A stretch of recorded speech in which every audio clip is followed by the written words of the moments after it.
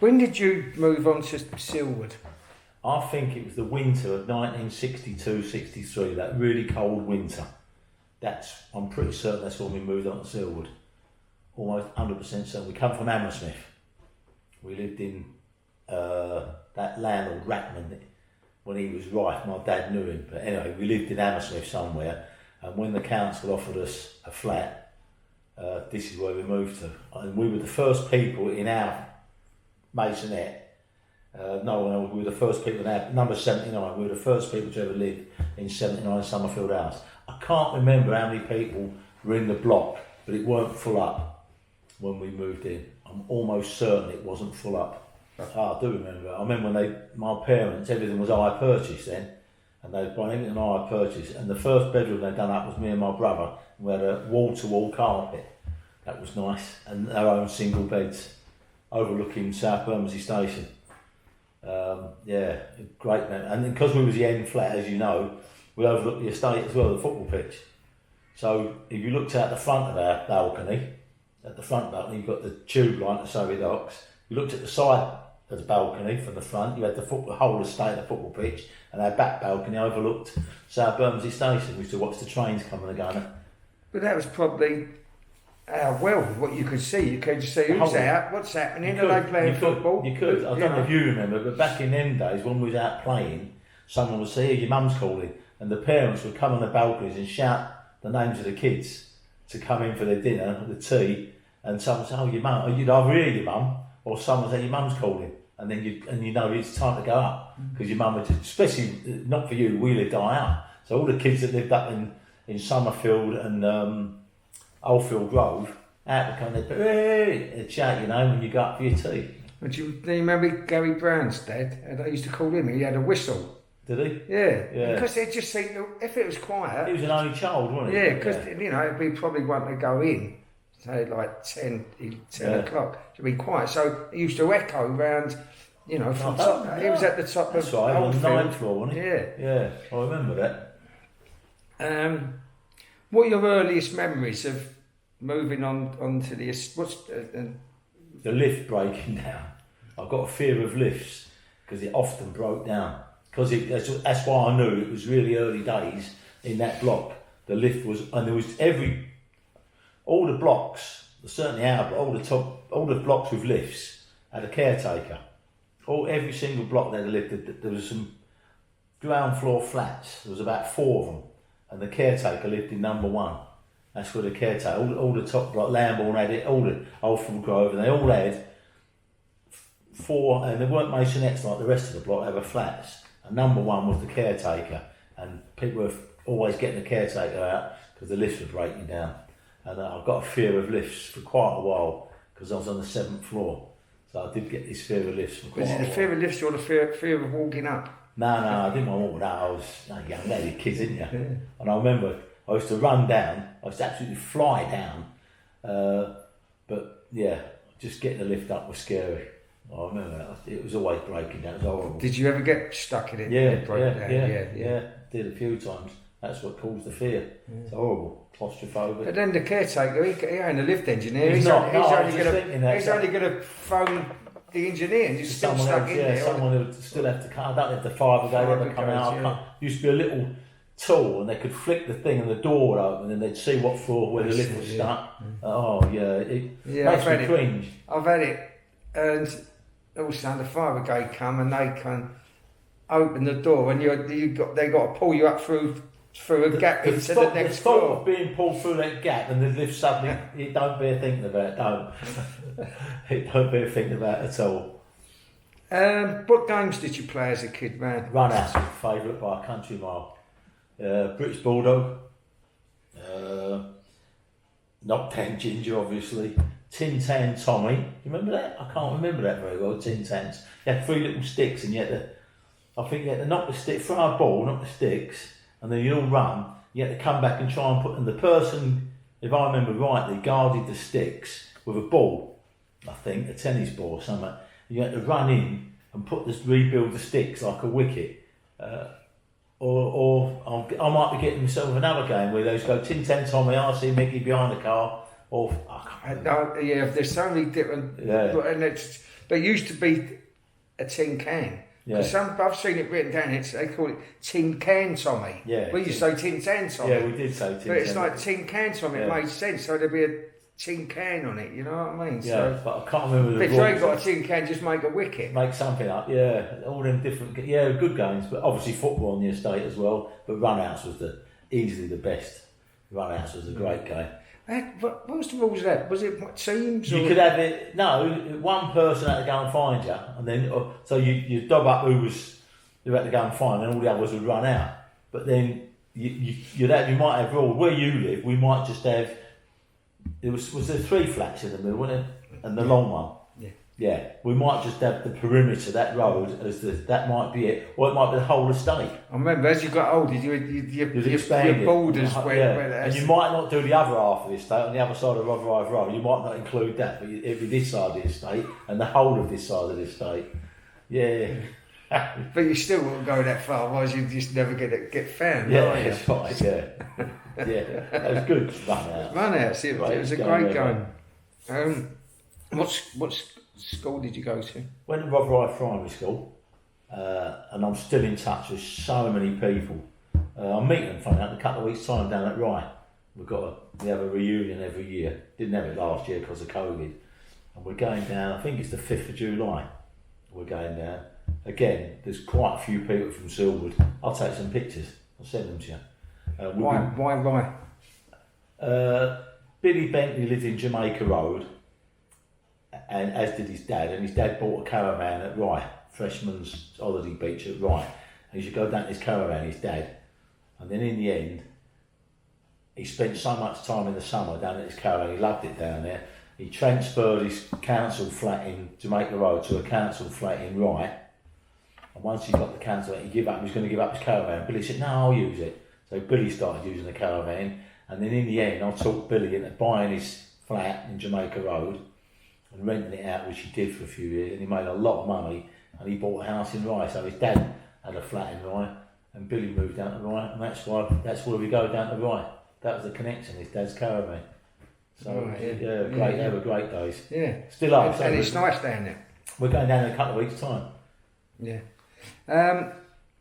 What other things did you do? You know, with your mates? We fishing, always yawning. Going fishing. I looked in an old diary. I got an entry in a diary. I went fishing at Yalding, and it included Danny Baker. I haven't seen Danny Baker forever. I've not seen Danny for over 30 years. I don't know if you have.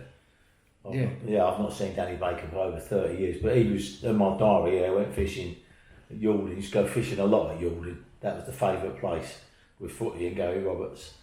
Who's since died, I just found out. Gary Roberts, I used to go. Beltrin pits. Yeah, that's it, Beltrin, yeah. I used to think, how do we ever get anything? Now I can't even get a couple of miles without a sat nav. Yeah. You know what I mean? I remember going to Tottenham with you, Tottenham West Ham with you, when Jimmy Greaves was playing. Just me and you. And we went Surrey Docks up to Whitechapel, then Whitechapel to Liverpool Street or whatever, and we went to Tottenham. And I always remember after the match, stood on the platform thinking, this is scary. If you was at the front, there were so many people on the platform, you get a push.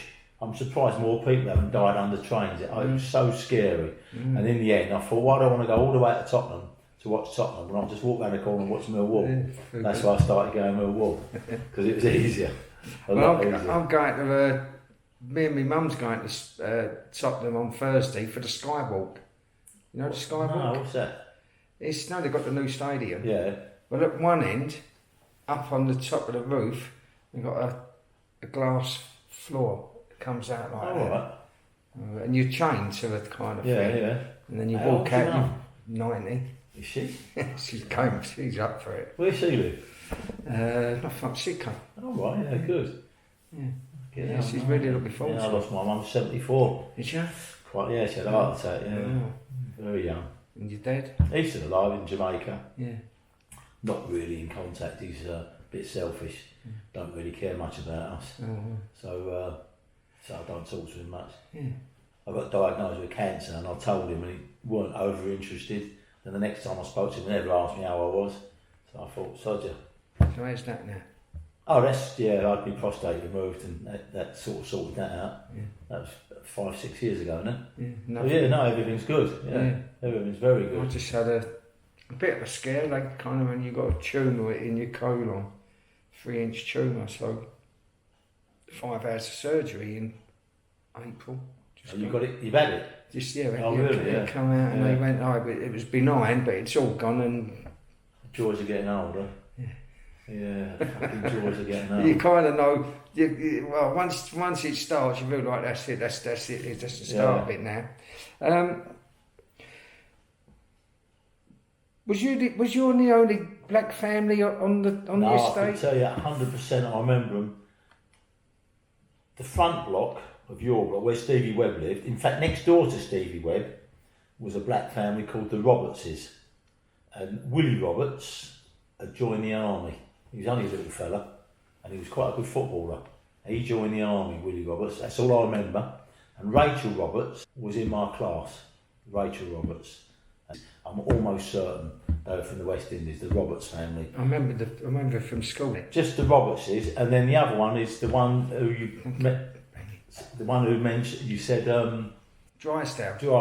They live up by Surrey Docks on the other side of the estate, overlooking Southwark Park, Canute Gardens. And they were Jamaican. I don't remember the dad, just remember the mum. Did he have a brother? I can't remember. He had a sister, Eva. I remember he went to my school and I just see him on the Silwood site. What the hell he had a sister. He went up with his sister once, yeah. His mum wanted to get his sister, her daughter, with me because she really liked me on it because I was half Jamaican, bless her. So yeah, I knew his sister. Yeah. And I knew Derek, and he was good mates with Mickey Bown, who lived in the same block as Alan Rowe and Billy Parry. So yeah, he was quite pally with Mickey Bown, Derek Drysdale. And other than that, there was a little Indian chap in my block on the 3rd floor, tiny little Indian man. But yeah, no, I don't remember any other black families whatsoever, just the Robertses. Was you aware of racism then? No. Yes and no. Nothing bad.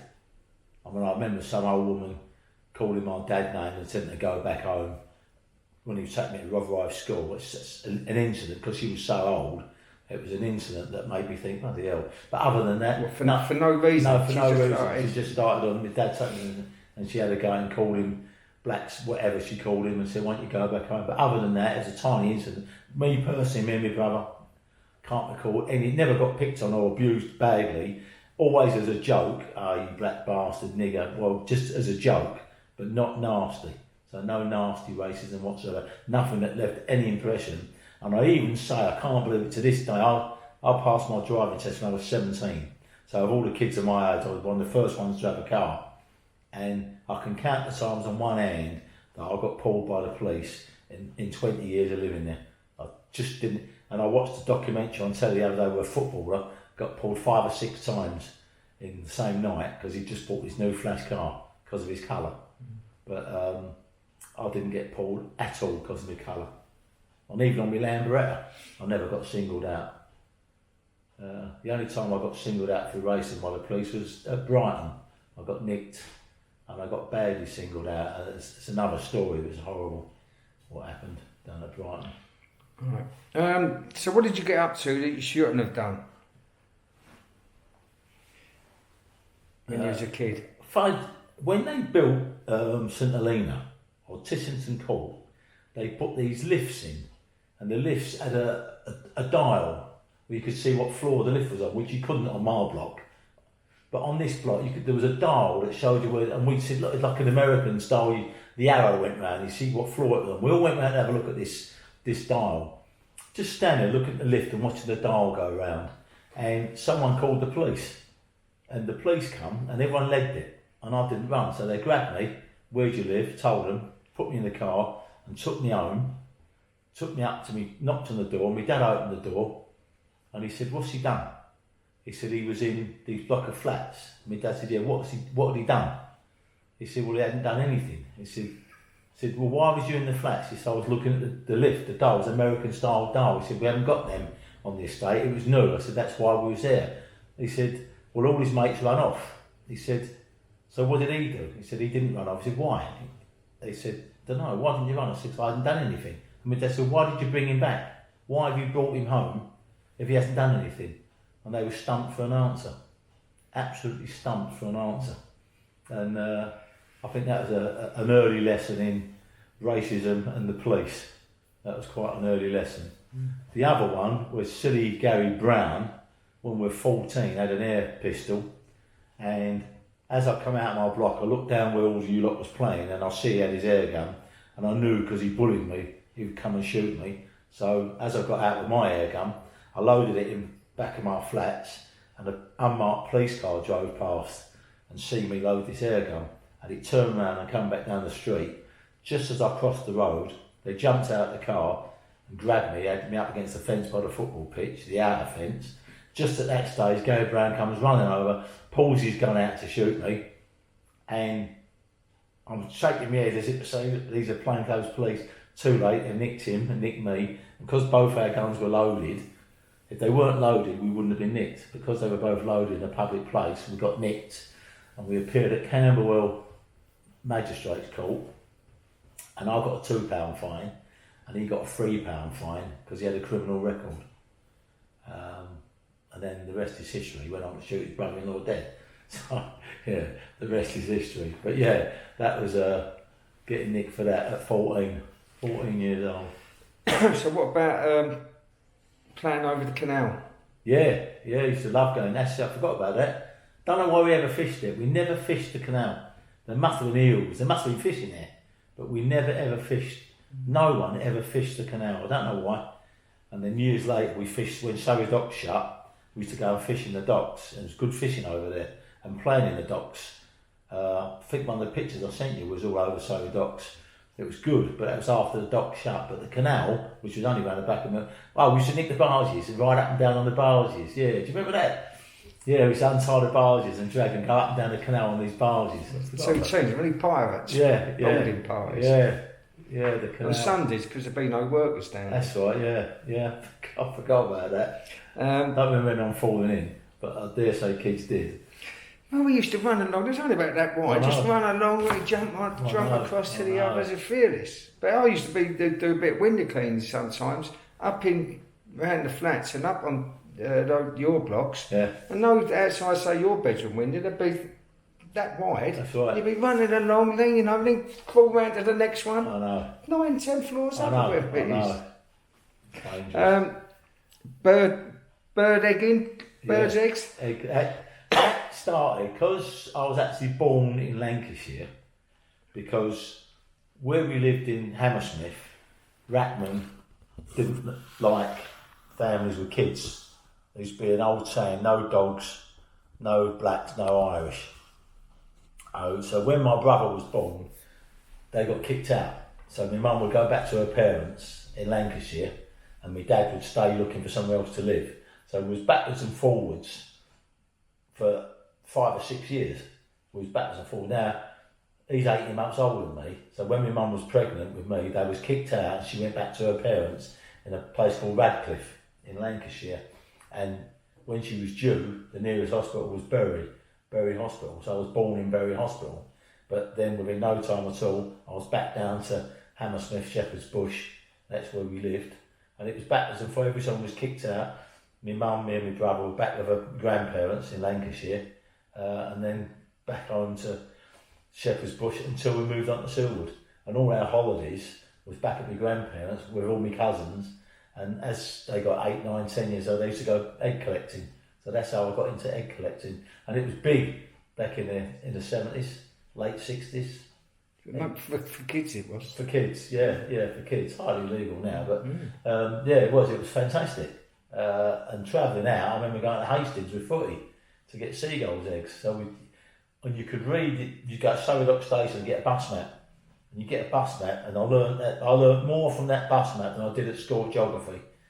Much more off that bus map, how to read a map, which is north and south, follow bus routes I could go in. I went to Godstone with a couple of kids off the estate, I can't remember their names now, to get sand martins eggs, and we found our way to Godstone by the London bus map and then the Green Line buses from down Tooting Beckway somewhere, and we end up in Godstone. And I know where it is now because we take our kids there to Godstone Farm. Then you've got to find the nest.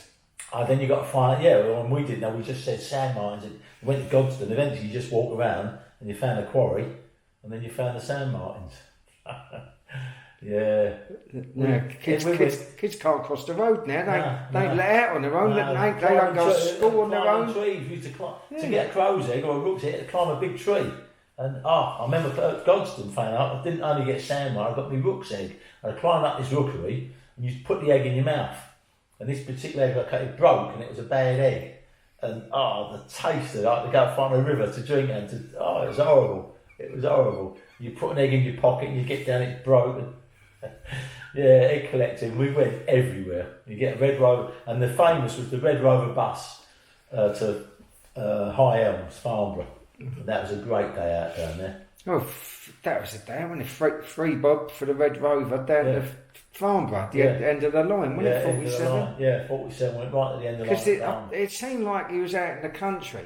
Yeah. And I lived near it now, and it's all built up. I know. Well, I used to say, when you see magpies, you get magpies in your garden. Well, when we was kids, to get a magpie's egg, the nearest place to London for magpies was Bromley Common.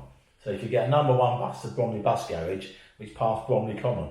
So you could go to Bromley, and that's where we got a little owl's egg from Bromley Common. But that's the nearest you could get for magpies. Otherwise, you go to High Elms, Farnborough. Nowadays, they're right across London, magpies, but they weren't. They used to get shot by the farmers. So they hadn't encroached on London back 50 years ago. They were still out in the countryside, magpies. They're everywhere now. But jays, you could get up Shooters Hill Woods. Jays were common, but not magpies. What secondary school did you go to? West Greenwich. Yeah, same as Danny Baker again. Did you enjoy school? I enjoyed Rotherhithe immensely. From my second year on at West Greenwich, I didn't enjoy it. All boys school, bit of bullying, didn't enjoy it at all. Didn't ever enjoy it. I don't think I've ever been to a reunion. I haven't been to any reunions from Rotherhithe either, but didn't really enjoy West Greenwich Secondary School. I got great times, but in general, nothing really enjoyable about it at all. And did you stay on? I left as soon as I left at 15. What jobs did you do? When I was 15, I got a job. A lot of us in our class got jobs with BT. So I joined BT when I was 16. And the earliest intake of the year that I turned 16 was September the 13th, 1971. So I was 16 in August 71, and I started on the 13th of September 71. Other people who were earlier, there was 4 intakes that year, but I didn't start till September 71. I stayed there 40 years. Because I left school by about exam time, which I think was May, I left by end of May, and I thought May till September is a long time when I could earn money, so I got a job in a supermarket. First one was down Creek Road, then the second one was top of Deptford High Street, checkerboards. So I had my paper round as well on a Saturday. So I was always out earning money. I couldn't wait till September from May to get some money. So, what, paper round with Jacks? Yeah, paper round with Jacks, yeah. So I got the sack, didn't I? Did you? Remember? It was, because we used to have a right read all the Superman comics, the sweets. Oh, son, he must have... I remember Footy had around and Gillian Mould. That's right, she was on the same time as me. I remember me, you and Gillian. Yeah. Oh, son, obviously, but I think you was having a fever as well. And everyone was. So, oh, son, he's watching. But you don't know he's watching. Oh, son, I've filled my bag up, filled... And as I got to do, he went, let's have a look in that bag. I said, that's Superman bag, man. Chocolates, and just let me go. When I come back, he went, don't come back anymore. Oh, right. It was like, remember, it was 22 bob, wasn't it? I can't remember. Six days at 3 bob. Yeah. And then Sunday, because it was heavier, 4 bob. 22 bob. Which is quite a fortune. You could save money to put it away for fishing and all that. Dr. Martens, Levi's, every few weeks out and jacket, he's right. Yeah. That's right, they have 65 bob, wouldn't they? Levi's and Ben Sherman's. Yeah. And I remember up till then, your mum used to borrow your clothes, and I went, Mum, I want to buy a shirt. She went, how much? I went 65. So how much? I'll get you 3 shirts for that. I went, you don't understand, Mum. I remember going down to Petticoat. The first time I went to Petticoat Lane, I went with you. Yeah. What, the Blackman's? Yeah. That was a famous shop, Blackman's. Still there. Is it? Yeah. And next, it's in Chester Street, isn't it? Yeah. And next door was a little pet shop where they sold tadpoles, little catfish, and and we used to go and buy all the little mini tents. We used to go and buy all the stuff for your ponds next door. Yeah, next door, Blackman's. It's still there, and it's still the same. It's just all hanging outside, and there's just boxes inside. There's no kind of design layout. So it's just exactly the same. They ain't had a show. What shops do you remember around? Jay's, straight away. Jay's is the only one that I can really remember is Jay's. Oh, and there was George Clement's travel agency. There was a travel agency because I booked a lot of cruises. We used to go with Mullins to Denmark, Sweden, but after 2 visits we got banned. Mullins banned us, so I thought that we had such a good time that I'll book it. So for 2 years I booked with George Clements a trip to Denmark and Sweden, and I think we booked our first holiday to the Vet de Mar in 1975 was booked through George Clements. So booked all our holidays through George Clements, done all my Levi's. Certainly Levi's were bought in Jay's, Dr. Martens were bought in Blackman's, and I can't remember where we bought our Everton jackets. That might have been Jay's as well. Monkey boots? But I never had a pair of monkey boots. No, I only had Dr. Martens and loafers. And then there was obviously the chip shop on the bridge. The Greeks had it, or the Turk, the Mickey Minus, his mob. The one on the Ocean Breeze. Memories of that. Ocean Breeze stood out with some, and there used to be a supermarket and all. Lewis Taylor's. Is that what it was? I think I think it must have been a Saturday job filling up the shelves. Yeah. But you say supermarket, it's only as wide as this right, one. Two shops, wasn't it? That's it, that's the one. And it was down the back end. Our end of Surrey Docks, not the station end, it was much further down. Yeah, I remember that. Yeah, Lewis Taylor's. And I was be out the back kind of with a little box of Jaffa cakes. And I think on the corner where the Surdock Club comes over, I've got a feeling there was a cake shop there. My old man worked in there. My father, when he's kind of courting me mum, she said, it was a great lie, she said, he lured me with his macaroons. Was this your dad or stepdad? My dad, yeah. Your dad, yeah. Is he still alive? No. My dad died on the day of my stepfather's funeral. I was in the Surdock, the wake, he's cremated. Phone call, and your dad's just died. I knew he was ill. Yeah. I remember your stepdad, Pete, wasn't it? Yeah. And what about when you're now a young man, you're working, where did you used to go then? What pubs, clubs? When I was on Silwood, I say the Wags, drinking the Wags in the Channel Hall. I DJ'd in the Channel Hall from 78 to 82. And that's when I moved out in 82. I moved to Blackfen. So I DJ'd there. And then we flitted between the Wags and the Channel regularly. We flitted between the two because Eddie Knapp on the Wags and he was good governor. So we flitted between the Wags and the Channel. But in between the Corkers, we'd go in the Corkers, drink in the Corkers. They were the 3 main pubs that we drank in. Wags, China and the Corkers now and again. Sometimes the Orange opposite the China.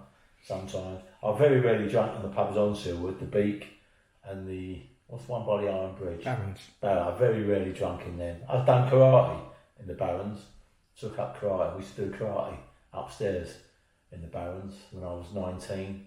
They were good days doing karate. And then I moved out to Blackfen. Probably the best days of my life in the late 70s, going to a club at Deptford, Cheeks, Harry Haywood's pub, club. Cheeks at Deptford Broadway, fantastic. And prior to that was up in London, the Lyceum and the Global Village. They were 2 top clubs, and another one called Ripples. I don't know, you ever heard of Ripples? Yeah. Yeah, well, Pauline Quirk used to get in there, and Linda Robson, they used to get in at Ripples. But yeah, Lyceum, first the Lyceum, started going there when I was really young, the Lyceum Ballroom, then Global Village, and then Ripples, and then Cheeks. Cheeks was fantastic and easy to get home from because you have to walk home from Charing Cross or get a night bus down the Old Kent Road. Happy memories. Right, that's all my questions. Is anything you'd want to add, Leon? No, it was just such. I mean, you could go on and on. The whole of the 70s, I spent down Margate. Every bank holiday in the 70s, I spent down Margate. So I can't remember when I passed my driving test, 71 or 72. But prior to passing my test, we used to go down by train. And then once I passed the test, we used to drive down. And I've probably done from 72 to 82. Every single bank holiday was spent down Margate, bar one, when we went to Bournemouth. And it weren't all that. So the next bank holiday was back. And that was 4 bank holidays a year. When we first went, it was only 3 bank holidays, and they invented May Day. So it was an extra, and it was always spent down Margate. We spent every single bank holiday down Margate. And sometimes on a Sunday, when the pub shut at 2, we jumped in the car or a van, a load of us. I remember Janet and Shirley coming, and we drove down to Margate for the afternoon, played football on the beach, and then in Dreamland there was a club, a disco. So we went there for the Sunday night, and then when that shut, we drove back home for Margate. To say Margate was like a second home for me, as was Yalding. But Margate, when I was old enough to drink, I spent so much of my youth in Margate, it was untrue.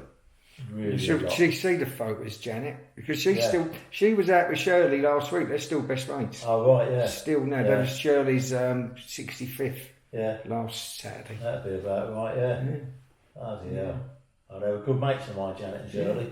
Good mates of mine for years. They used to come Millwall. They were just good, very good friends of mine for a long, long time. But Margate was just the best. Yes, I love it still now. Yeah, I just still the go best there. memories ever. Margate, it was so good. And we used to go roaring down there. We'd have a fleet of cars going down there, and then we'd go down. We got it off to a fine art at the end. We only used to, on Easter, we used to go Thursday afternoon, Monday, Thursday, and then Thursday night, Friday night, Saturday night, Sunday night, come home Monday night. And then in the end, we just go down on Saturday morning and have Saturday night, Sunday night, and come back Monday morning after breakfast. All the street we stayed in, all the digs, would all be, I had air horns on my motor, these loud air horns, and we'd all be met and we'd be roaring, and they'd go, where you going? We're back home, we've got a pub we go, we have a laugh, and we just leave Margate, and all the day trippers were coming out for the day, and we was leaving, going back to China Hall, and we'd stop off at Greenwich for a little joke shop. We'd buy sneezing powder, itching powder, and water pistols, and then we'd go and play fucking absolute merry hell in the China until he barred us in the end. He barred us one day, he was so fed up, he was a silly bastard, Albert, and he barred us because we was just too outrageous, so we was back drinking in the wags again for a while. Well, do you remember, because I used to DJ when Albert was there, 76 I think. But we used to go to the joke shop. There was something, it was like a little bit of foil, that man. Put it in the fag. And it used to be all like snowflakes. Yeah. And I, Albert, what's all this? This must be drugs. It must be drugs. And they'd be running around putting beer mats on glasses. Oh, what's going on? And another little trick we used to do. You get an old ping pong ball. I've joined a table tennis club now. I'm mad on table tennis. Because I've had to give up. Well, when you put it in the foil. In the foil, right. We used to do that at the Keys Club, I think. Yeah. Well, we learned it but you done it in the China, Albert. You used to go fucking mad. We used to go ballistic. Yeah. We've done that in the China. I wonder where he's now. I wonder if he's still running pubs there. No idea. Right, anything else, Leon? No. Good. Okay. That's it. Nice. Happy memories. Happy memories on Silwood, got to say.